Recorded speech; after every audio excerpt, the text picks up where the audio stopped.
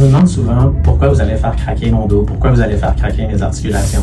C'est pas mal ma question préférée. Le but, c'est pas tout simplement de craquer vos articulations. En fait, c'est un effet secondaire de la vitesse avec laquelle nos mains font la manipulation. La plupart de nos douleurs, du moins, je vous dirais un bon 95% des cas, ça provient du fait qu'on va avoir certaines de nos articulations qui vont être bloquées. Si on prend la soixantaine d'articulations sur notre colonne vertébrale, plus les articulations de nos côtes, ça fait 84 petits endroits, gros comme les ongles de vos doigts, qui peuvent tout simplement être irrités par les problèmes de santé pour lesquels vous nous consultez. Ça peut être entorse lombaire, ça peut être une côte qui va être irritée à cause d'un faux mouvement, un éternuement, ça peut être des douleurs cervicales.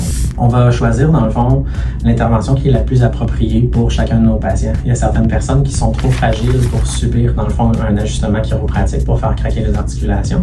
Lorsqu'on n'est pas 100% sûr non plus que c'est l'intervention qui est appropriée, on ne va pas faire ça. On va utiliser d'autres petits outils comme la mobilisation, qui va être plutôt un étirement passif, ou on va utiliser un pistolet d'ajustement pour faire bouger les articulations. Lorsqu'on décide de faire une manipulation chiropratique, comme je disais un peu plus tôt, le craquement, c'est vraiment un effet secondaire de la vitesse. Lorsqu'on va faire une manipulation articulaire sur une articulation qui est un petit peu refermée ou qui bouge un peu moins bien, le fait que la vitesse de la manipulation soit très rapide va créer un effet pneumatique à l'intérieur de l'articulation, un peu comme une succion sur le liquide à l'intérieur, et c'est ça le fameux craquement.